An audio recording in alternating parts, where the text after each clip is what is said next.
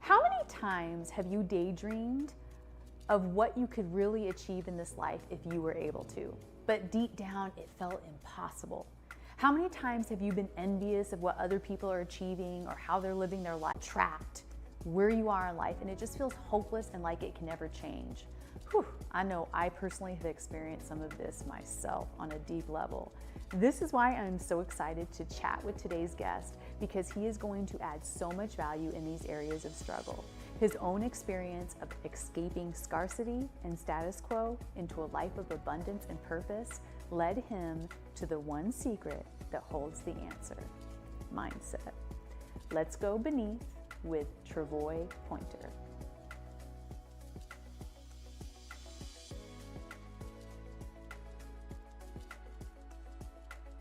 This conversation has been a long time coming. Absolutely. So, okay, I have to start. Okay. I want to start, even though we've already started. But your book, Walk Through the Fire. Yes. I was saying how even just reading it, the inspiration that it gave me, we have so much. Why is something so simple so hard? Right.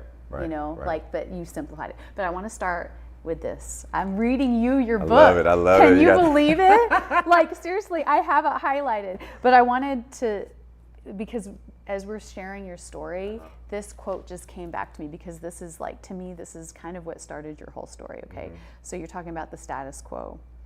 Status quo says, I need to drive the latest and newest ride, Right. not invest into real estate so that your assets can buy you any car you want. Right. The status quo says, make sure everyone notices you, not create generational wealth and knowledge that you can pass down to your children. Right. I noticed these things in the last years, and I wanted to take a deep dive into how I can go against the status quo. Mm-hmm. Living status quo is fairly easy to do. Mm-hmm. It's easy to jump into a car payment, mm-hmm. buy up a ton of clothes, mm-hmm. or even flash a few dollars for the camera. Absolutely. It's not easy to learn the discipline needed to invest, create wealth, or master something as simple as communication. Right. The fact is, in order to remove yourself from the status quo, you have to commit to your mindset and developing. We could end right now. Ready to roll. We could end right now. And it's simple. It's simple stuff, but that is going to get overlooked by millions of people, and it's going to get overlooked. Well, it is overlooked every day as we get on social media. Right. Yeah. Right. But for you, that's really what started me. So many people probably don't know, because it's not something you share all the time, but your basketball, where you were really thinking you would be going into the NBA, and you had to pivot, and just that was the realization. So I kind of want you to start there, and then the realization, then you kind of got shoved into a status quo life, which we all do, and then you realize this isn't the life that I want. Absolutely. So you want me to kind of go back a little bit and talk about that? So you're like, it's a lot, Stuart. So I'll start at 8, but I'll make it, really quick regarding the basketball stuff. At 8 years old, I knew that I was a good basketball player. Mm-hmm. I had the nickname TP. My name is Trevoy Pointer, mm-hmm. So they were already calling me TP in the 6th, 7th grade. And I was really good. There were people getting bullied in school, and because I played basketball, no one ever did anything to me. like I got over getting bullied in school because I was good at basketball. They treated me differently, or whatever the case may be. So it gave you a certain amount of status. Right. Don't beat up TP, because he, Yeah.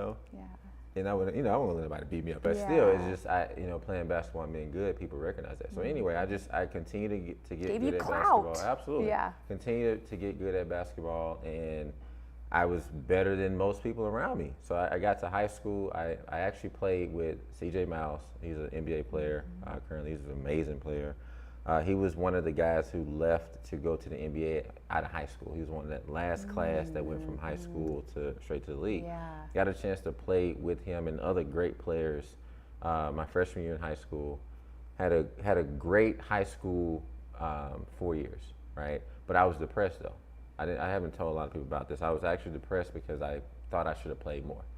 I at the time, and my coach is probably gonna be like, what? I hated my coach at the time because I thought that I should have played more basketball than the guys that were around me. During practice, I was killing them. They were like, dude, you should be starting, you should be playing more, but I never really got that opportunity. So my coach told me, Coach Mayo, he said, show up at practice every day, make sure you lift your weights, make sure you're disciplined, make sure you're focused, you know, the whole deal. And I just kept doing it. We were talking about process. I just kept doing it, and I just got better. And just to wrap up, you know, the whole deal of that 4 years in my senior year, when I got to college, the coach said, do what you do. So it was a complete different ballgame. We go from this high school coach that's like very disciplined, very like stay and support the teammates, and this college coach that says, play, no restrictions. I want you to Go shine. Be yourself. And I was like all tournament rookie of the year. I mean, I got all accolades there, and I finished top 5 in scoring in New York, in a whole other state. So, and that gave me all the confidence I needed for basketball. So that's kind of how everything went, and I'll just tell you here. So dominating 4 years of basketball in New York, a whole different state. You know, I thought I was going to go to the league. Yeah. I wanted to play overseas, or I wanted to play for a development team here, the Texas Legends here, one of those teams. And I didn't have an agent. I didn't have any business people or resources at all. So that dream of going pro just dwindled down. You had no knowledge of the business. No knowledge of the business. No idea how it worked. I didn't know I needed an agent, right? All these talented people we see, Will Smith, Denzel Washington, these guys got agents. They have support groups that put them in position. Advocate for them. Absolutely. There's some groundwork that the person has to do, for sure. You have to be talented. Absolutely. But there's some other parts that don't get always, you know, brought to the surface of what's needed to get to that next level. So I didn't have it, and I'll mention this, I didn't know that I needed it, so there was no emphasis. I didn't have any urgency. I was like, all right, well, maybe I'm supposed to just transition to the next life. So it just vanished, just like that, within 2 or 3 months. And one of the things that you write about is that was what you knew to be successful. Like, you had no models growing up that you were like entertainment or sports. Right, that was it. It's like, that's how you are going to succeed. So then when that vanished, it was like, what else do I have? Float into the abyss for the most part. That was the next like logical thing to do without questioning everything at that point. Yeah, absolutely. So then Status Quo life enters. What not every, but the average person does is just you go into your job and start living 9 to 5 and live for the weekends and brunch and then Monday starts. Having a good time in uptown Dallas and vibing out and, you know, just kicking it. It was fun. Which is nothing wrong with that. Nothing wrong with it. Nothing wrong with a vibe session on the weekend and totally. But I realized maybe like 2 years into it, I was like, no, this ain't it. This can't be the end all be all. And again, if that's what someone's prerogative is, that's fine. Yeah. But for me, I'm like, no, this is not how I envision things looking forever. Yeah. You know, so that's what kind of started to trigger me a little bit. So what was so unsatisfying to you about it? Because I really didn't have my own time. It was the same thing. I would literally leave Louisville, Texas, my job Friday night. I'd go to my homeboy's house. We'd start drinking Friday night. We'd wake up and we'd pregame and start drinking throughout the day. Go out Saturday night. We always finish. I mean, it was like the same routine. Yeah. And you know, again, in the first 6 months, it's like, the freedom that comes with it. Right. Like, you get to do what you want. Yeah. Right. But then you start to realize, you're like, okay, well, it's the same scene, it's the same routine, the same people. Can we go do this in New York? Can I go to California? Can I go overseas? I want to start doing different things. How do I do that? Yeah. So that's kind of what the question started popping up. And for you, like, the epitome was too, I think you got a red, what was your car that you got? I'm not a car person. A red Camaro. You got a red Camaro. I got a red Camaro. And it was like, this is like the show that I'm successful in doing my life, but then it was like, this is nothing. Absolutely. I was watching Transformers. Man, it was geeked up. They were showing the commercials, and you know, there was advertising. Camaro was advertising very heavy, 2013, 14, very heavy. And I was like, man, I need to get me a Camaro. If I get this Camaro, then I have hit it. I got my job. Yes. I graduated college. I got a bachelor's degree. Yes. I went to New York, out of Oak Cliff. If I get this red Camaro, good night. Good night. Everybody knows that I'm the man. Yeah. You know what I mean? So that's what happened. I went and got a Camaro. I remember that day. I was sitting there waiting, sweating, and I'm signing. I'm not looking at the paperwork. Yeah. I'm signing. Give it to me. Give it to me. Give it to me. So long story. You know, I think we did a down payment. I don't even know if I even paid a down payment. It was just floating. Mm-hmm. The highway was off of 35 here in Dallas, and I went the long way around. I went the 35, 40-minute way, and I was hitting that highway going 85 miles per hour. Mm-hmm. You couldn't tell me anything. Mm-hmm. And that, at the moment, was the end-all, be-all for me. And then it eventually changed for the most part.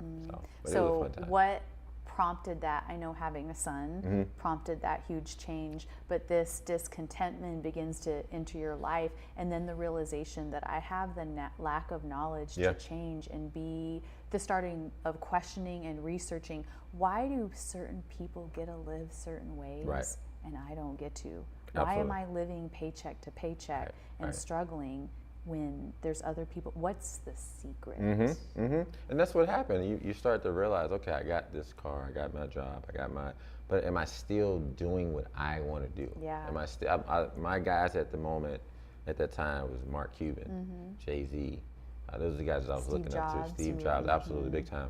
And I wanted to be creative. I wanted to influence people. I wanted to create and add value to people like these. And so just getting material things and accolades for myself wasn't enough.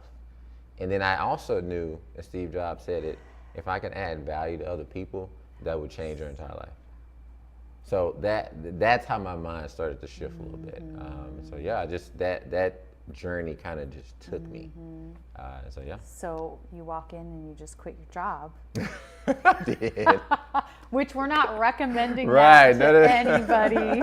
I did some wild stuff around that time. I did walk in. I was working for an IT recruiting company for about 3 months, and I walked in one day and I literally was like, I don't think I'm supposed to be here. And she was like, do you want to go home for the rest of the day and come back the next day? I was like, no, I don't think I need to be here. So I left and I started doing Uber, and I started doing Favor and Grubhub, just side gigs. And what it eventually ended up being is me affording myself more time to think for myself. And discover. Struggle fest though. Major look like what? You see? Right. Yeah, absolutely. But you got to be willing to struggle to evolve too. Absolutely. So that gave you time to be able to reflect and research, like, what can I do to do this? And got you on the journey of entrepreneurship and wealth. And it trickled because it's one thing. Again, I don't have a problem with jobs. I think people like you need a base, and the it people gives you capital to get your dreams sometimes. Absolutely. I think there are people who bash 9-to-5 jobs, and I don't think that's right. But that's not for me to even go into all that. But like if it's a job, if it's a business, however you got to get it to make it happen, to get you to the next level, do what works for you. And so, but at that time for me, a job was clogging up so much of my mind space that I wasn't able to think. And if you don't ever get a chance to think for yourself, then you're just accepting everybody else's thought process and their thoughts. And 50, and you have never thought for yourself. So that time, and you've lived an unhappy life that whole time. Absolutely. Like, this isn't the life that I was supposed to be living. Right. It's frustration, depression, and we know how that goes. So I wasn't smart enough, or I would say aware enough at 24 to know that's what I was doing, but that's what ended up happening. I just had more time to, let me go read, let me go ask some questions, let me go fail a little bit at some stuff and get my hands dirty. So what did you learn? Because there's moments in the book where you got conned. Like I felt when you were writing the pressure for people who are listening. It's like when you want to make something happen and you want something different, and the frustration of like it takes money to make money. Like you were going to real estate stuff. They're like, sure, if you give us $5,000, we'll help you. And you're like, I don't have that. Right. The frustration of trying to get somewhere but not being able to get there. Absolutely. So how did you change? When we started this conversation, we were saying, my mind is set now. Right. Like my mind is set. Like I am succeeding, even the things that I want to like.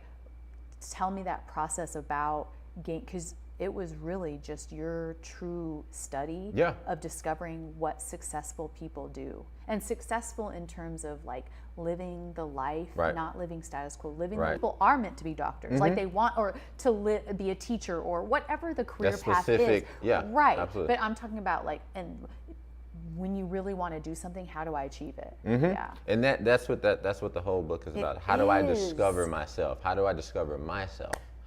And I love the point you're making. But there's a level of vulnerability happens when you are trying to get to the next level. So comfort is, there's this thing of like, okay, I'm accepting what life has given me. I'm comfortable. Yeah. It doesn't always translate to that, but that's essentially what it is. I'm comfortable. I'm gonna work my job. I ain't gonna ask no extra questions. I'm just gonna take my coins. I'm gonna do it. You know, but when you're trying to evolve and learn new things, that takes failure. You have to be okay with failing at things. I don't look at failure as Say that this. one more time. Yeah, you have to be okay with okay with failing. Yeah, so you become very vulnerable in this process. So when you want to do a real estate deal, or in case I was trying to get in trucking and this guy wanted, you know, the $1,000. I mean, you become vulnerable and you start to be like, okay, this person wants this, let me give them this and see what happens. Even though that's all of your little money and you took a loan out and it wasn't even your, you know, and it goes south, it's a war wound. And so along this process, we're just getting war wounds and, you know, learning experiences, whether they're good or bad. And then eventually you start to prime, you get mature and you start, okay, I've been through this before. I know how to maneuver through this. I know how to handle this situation. I know how to communicate in this. Just getting into those experiences. Yeah, being open to it. If you think that you're going to just ride the sideline to where you actually really want to go in life, let me tell you right now, it's not going to happen. No. It's not just going to magically appear. No. Yeah. You have to literally, the walk through the fire concept is this. So I'm standing here and there's a fire over there just burning. Yes. And on the other side of that fire pit is the lifestyle that I genuinely want from top to bottom. I can tell you how I want my mornings to start to the end of the day. I can tell you from Monday to Sunday right now. That lifestyle is on the other side of the fire. If I want to get to that lifestyle, I have to intentionally walk through that fire. Yeah. Most people aren't going to do that because that's painful.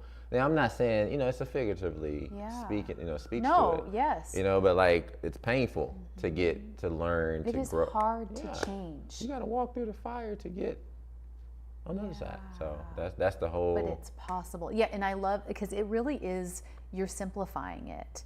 SOE, self-discovery, overcoming fears, and your environment. Absolutely. And is like, as you're going through that, you're, you know, like it's changing. And then that gets back to what we're talking about, progression. Right. Like you've helped me with that for years, because it's like always, it's like we always want to be someone and get somewhere. Right. And it's like we're living every day for that. But if you keep doing that, your life has gone, like your days and years pass. Absolutely. It's like you have to be happy where you are right now. Yeah, accept it. And know that it's a process. It's all the time 1% better every day. If you just get 1% better, and some days it's going to be 20%, some days it'll be 150%.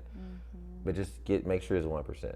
You know, and that 1% may be 20% effort. You know, some days you don't have it all. Yeah. Some days I don't have it all. And I'm not going to be this guru and it's like, yo, I'm all with. No, there's days people bust you up and I'm like, you know, I'm going to bed at 7:30 p.m. tonight.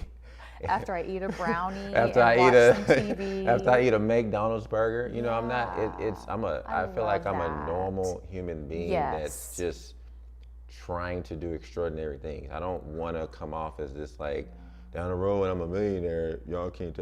No, I'm a normal person, but I'm gonna get to it. I'm gonna get to it every day. And so the difference is having that day where you go to bed at 8 and you ate your hamburger, but it's like you get up the next day and you're back because it's so your mindset has changed so much. Where before it's like it would just for me it would be like you just go back to months and months of being hopeless. You know, like it's a true lifestyle change. You have to get yourself out of a funk too. It's you know, being able to catch it. Sometimes it is an extended period of like I don't know what's going on right now, and working through it, you know, and working on yourself and coaching yourself. And so, you know, it could be months, you know, but you pick yourself up over time, stay in the game, and get back to it.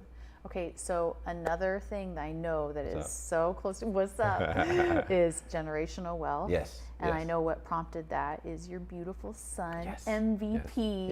Yes. I love that those are his initials. Right. Yeah. Right. Yes. So my son, Oh, that's my guy. So MVP, cannot wait, and he's 6 years old right now. I have a great time with him.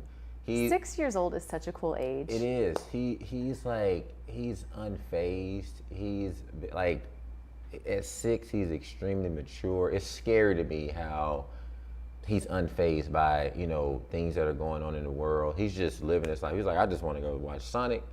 I want to, a McDonald's burger or, whatever. Play and I'm basketball good. with my dad. Have fun. Give me the iPad and I'm good. Yeah. And again, it's back to the simplicity. That's where he's at with everything. I love it. I can't wait till and I don't want to rush his process, but I can't wait till he's 13, 14 years old, where we can have different conversations. I'm excited about that because I just want to pour into him, I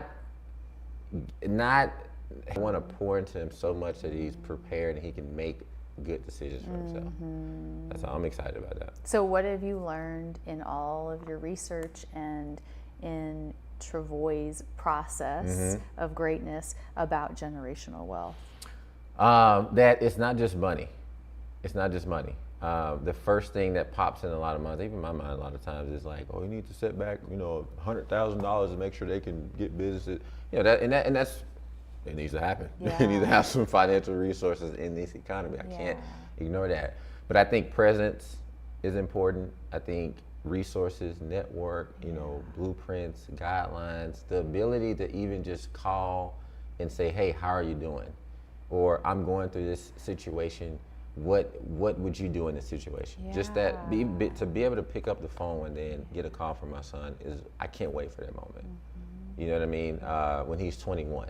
Like, hey, Dad, I just, got into a car accident, or that's kind of dramatic. Or I got a new girlfriend, or give me some options here. I can't wait. Like, the coach did this to me, what do I do? Yeah, absolutely. I can't wait to just answer those questions for him.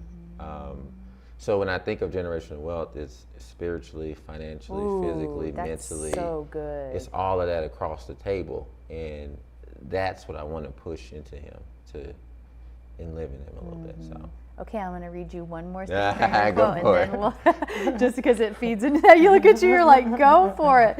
But I thought it was so powerful. It's really the old adage, like, when you know better, you do better. Right. Like, if your mind has just never even understood any of those things or thought it was a possibility, right. like, how would you even know that? Absolutely. So I love when you were starting to say you're researching, you find out how the Rockefellers made their money, which I know you're very passionate about because that was their Yes. which we can talk about that. But you say, I was losing my mind as I came across this information. Right. I couldn't believe how the generations of wealth were being passed down and how people actually had conversations about business, money, relationships, and the situations we come across in life at the dinner table. Yes. The experience humbled me, and it was a pivotal point because I had to make a huge decision here.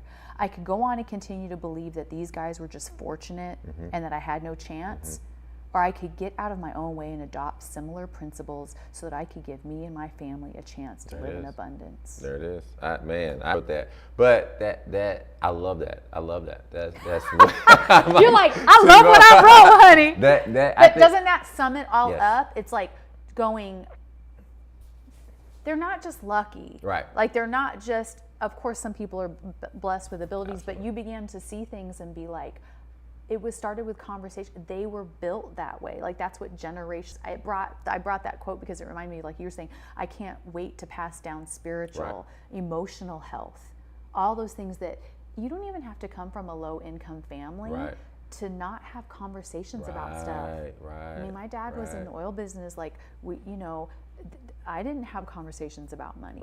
Maybe I didn't want to friends and hang out, but like, those things are important. That's building the generations in having those conversations. Absolutely. Yeah. So I grew up watching Martin and Fresh Prince and all that good stuff. I mean, in our born and raised. and I would say in our culture, it's entertainment. That's kind of the leading thing. And it's like I said, either ball or or rapping. Yeah. It's entertainment, or movies. Society feeds that. That's what it pushes to the culture. And it's like, okay, as I've gotten older, it's like, okay, we're gonna have fun. We're gonna watch basketball. Yeah. We're gonna do that, but we have to make room for this other conversation, growth. Let's just start with growth, right? Like, how do we communicate with each other? When I ask you a question, do you get annoyed when I ask you a question because it may trigger you to have to think about something? Yeah. I mean, just as simple as that, communicating with each other, what is our goal? What are our goals? What is our plan for the week? What do we want, out of life? Do we want a house, credit card? I mean, there's so many conversations that just need to be had that it was irrelevant. You can only watch so many Fresh Prince Martin shows, and I've watched all of them. We have to make room for that conversation. Yeah. And so just, if you want a purposeful life. There we go. If you want a meaningful life, and not the word wasn't influence, but with value. Yeah, absolutely. Right? Absolutely. Yeah. So when I was doing a bunch of research, and I've done so much research from so many different people. You're such a researcher. That's really how, I love how you say it more than once in the book. You're like, it was in a $7 book. Yeah, it's a $7. That I gained a life, basically. Yeah, absolutely. The Rockefeller book, the Rockefellers I mentioned, they have a book called What Would the Rockefellers Do? It's in my trunk right now. I'm reading through it, you know what I mean? So, like, we have to have these conversations. And for me, as I researched the Mark Cubans, to Steve, having conversations with their family. If you don't, like you said, if you don't know, then you don't know. Yeah. But if you have direction and guidance and, an idea, then your body and your mind would transpire to moving towards that quality of life. Yeah. So it's that simple to me. And whether it takes a month or 15 years, that's you got to put control. Aside the timeline of it, because I do think that's what stops people. That like you have simplified it, but for even the people who know, like, okay, I know that I can just learn it, but it's the fact that it's not. Is it really going to happen? Like a mindset of changing your mind, like, I'm just going to get better every day and do what I can. 1% better. And another part in there is called controllables versus uncontrollables. I can't control where I started. No idea. Good or bad, it doesn't matter. And if it takes a month to do it or if it takes 15 years, that's out of my control. But what I can control is 1% better every day. Focusing on doing a little research, understanding where simple stuff. That's where we got to keep it. The world is going to convolute and confuse everybody. They're going to do their job regardless. It's our job, our responsibility to say, you know what, I'm cutting all the extra fluff, I'm keeping it simple, and I'm moving toward every day. That's too boring for a lot of people though, but for me, I'm talk about the micro and the macro. Yeah, like absolutely. It's boring in the micro, but like in the macro, it's big. Absolutely. And another thing, we could just keep going. I know we need to wrap up. Right. But about conversations, like I know that you personally sought out mentors, and I do want to hit that to encourage that, because I don't think people, I haven't heard that much in my life. It's like you got to find mentors, because those are going to give you the conversations that you need to get you to think about those things. Absolutely. Like you were purposely seeking out mentors.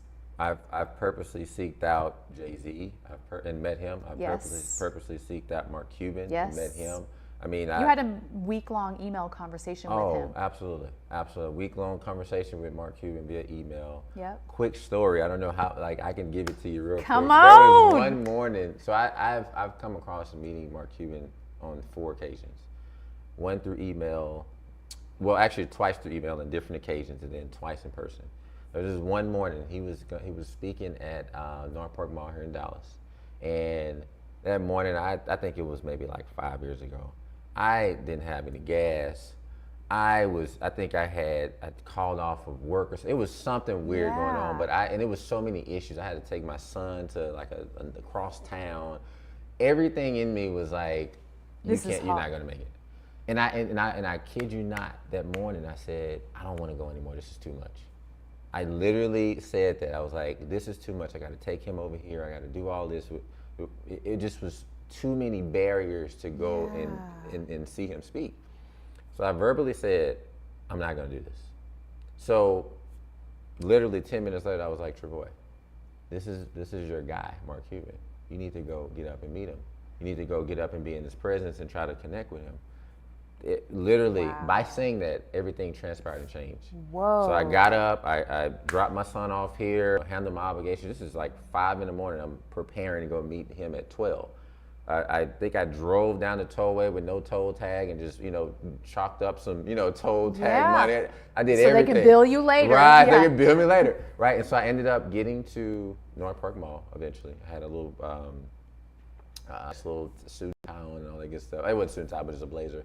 And it's funny because Mark Cuban's standing waiting to go speak.